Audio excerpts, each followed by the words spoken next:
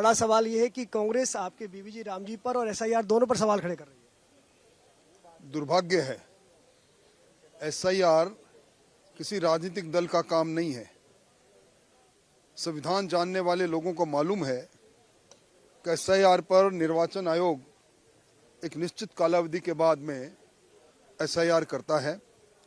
5 बार जब कांग्रेस के कार्यकाल में हुए तब एसआईआर पर कोई सवाल नहीं था और इस बार एसआईआर पर सवाल कर रहे हैं। रही बात आपत्ति दर्ज कराने की, ये संवैधानिक अधिकार मिला है हर वयस्क मतदाता को और उसके बाद जांच के पश्चात कौन सा सही है कौन सा गलत है उनका फैसला एआरओ करता है। अब कांग्रेस ने बरसों से जिन लोगों का गलत नाम इंदराज करा के अब की चुनाव की वैतरणी पार की थी, अब उनकी कलई जब खुलने लगी तब उनको इस प्रकार की बातें याद आने लगी। आप देख रहे हैं कांग्रेस ने आज तक जब कभी भी किसी मुद्दे को उठाया, अरावली के मुद्दे की बात कही, फिर यू टर्न हो गए जब केंद्र सरकार ने अपना निर्णय लिया और इसी प्रकार पहले जिलों के बनाने पर कांग्रेस ने कहा बड़ा आंदोलन करेंगे, सड़कों पर आएंगे।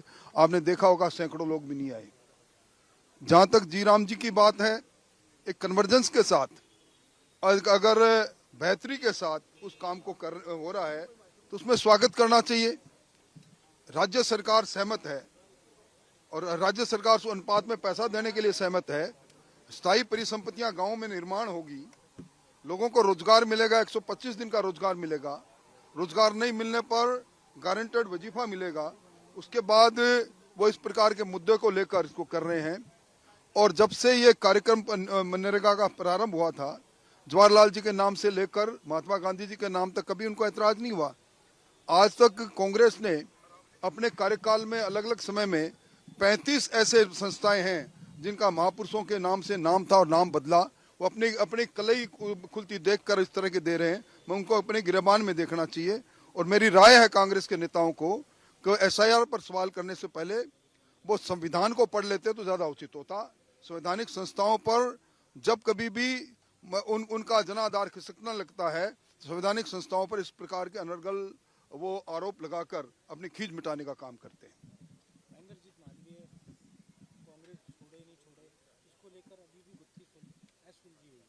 देखिए, जब तक महेंद्रजीत जी मालवीय ने कांग्रेस को छोड़ा, कुंठित होकर छोड़ा, अपमानित होकर छोड़ा और भारतीय जनता पार्टी में आए, तो भारतीय जनता पार्टी ने उनको गले लगाया। अब वो वापस उनके बयान में पढ़ रहा हूं, ये उनका व्यक्तिगत मामला है। पर जब तक लिखित रूप में उनका त्याग पत्र नहीं आ जाता किसी पार्टी में, और पार्टी के प्रदेश अध्यक्ष के पास अब तक कोई लिखित त्याग पत्र नहीं आया, और कांग्रेस के लोग भी दरवाजा खोलने को तैयार नहीं है, इसलिए ये उनका व्यक्तिगत फैसला है। मेरे मित्र हैं, कदावर नेता है।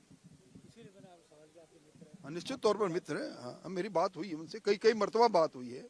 मैं समझता हूँ कि निर्णय जल्दी ठीक हो जाएगा।